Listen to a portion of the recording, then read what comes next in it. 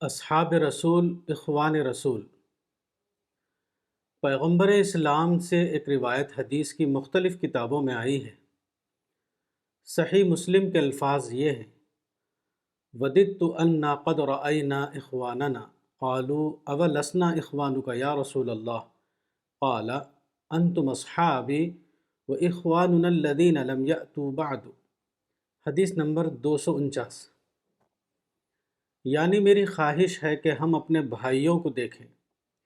لوگوں نے کہا کہ اے خدا کے رسول، کیا ہم آپ کے بھائی نہیں ہیں؟ آپ نے کہا، تم میرے اصحاب ہو اور ہمارے بھائی وہ ہیں جو ابھی نہیں آئے۔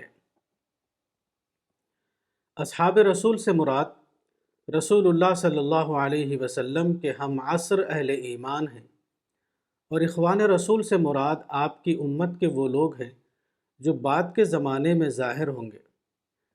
اصحاب رسول اور اخوان رسول میں سے کوئی افضل یا غیر افضل نہیں ہے، دونوں عملاً یکساں درجے کے لوگ ہیں۔ اسلام میں درجے کا تعلق زمانے سے نہیں ہے بلکہ تقوی سے ہے، جیسا کہ قرآن میں آیا ہے: ان اکرمکم عند اللہ اتقاکم، سورہ نمبر 49 آیت 13۔ یعنی بے شک اللہ کے نزدیک تم میں سب سے زیادہ باعزت وہ ہے جو سب سے زیادہ صاحب تقوی ہے۔ اس حدیث کی تشریح ایک اور حدیث سے ہوتی ہے۔ اس حدیث کے الفاظ یہ ہیں: عن عبداللہ بن عمرو ان رسول اللہ صلی اللہ علیہ وسلم قال مثل امتی کمثل المطر لا يدرى اوله خیر ام آخره، المعجم الکبیر للطبرانی، حدیث نمبر 14649۔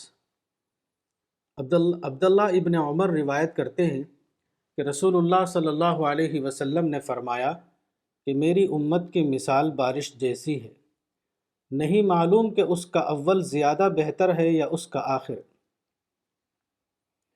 اس حدیث رسول میں تمثیل کی زبان میں ایک تاریخی واقعے کو بتایا گیا ہے۔ پیغمبر اسلام صلی اللہ علیہ وسلم کا مشن اظہار دین کا مشن تھا۔ اس مشن کے دو دور تھے۔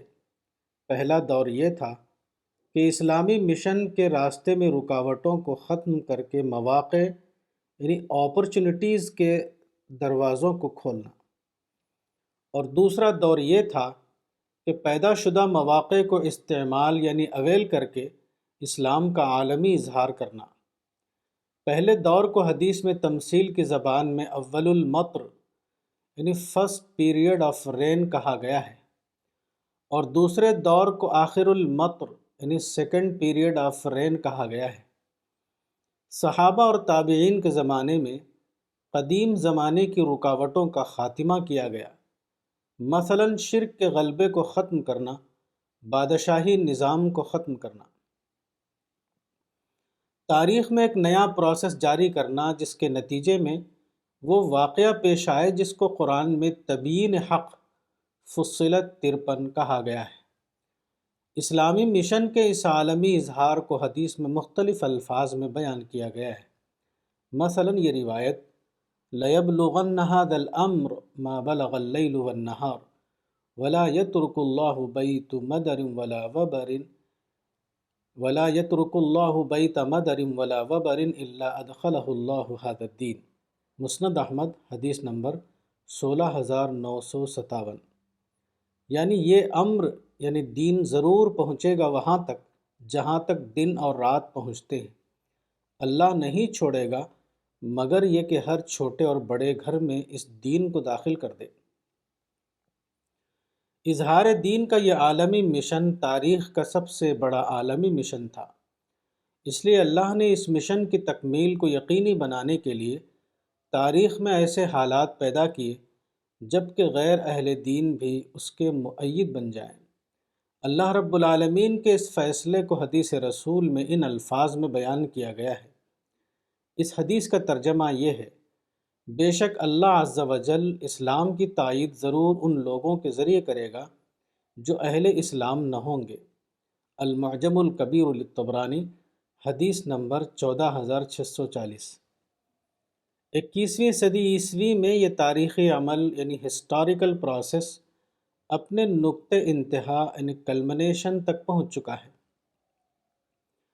اب تمام مواقع آخری حد تک کھل چکے ہیں۔ اب اہل اسلام کا ایک ہی مشن ہے، اور وہ ہے اللہ کے پیغام یعنی قرآن کو پورے روئے زمین پر بسنے والے انسانوں کی قابل فہم زبان میں پہنچانا۔ اگر اہل اسلام کسی اور غیر متعلق کام میں اپنے آپ کو مشغول کرتے ہیں تو یہ مشغولیت ان کے لیے اس رجز المدثر 5 میں ملوث ہونے کے ہم معنی ہوگی جس کو ترک کرنے کا حکم دیا گیا ہے۔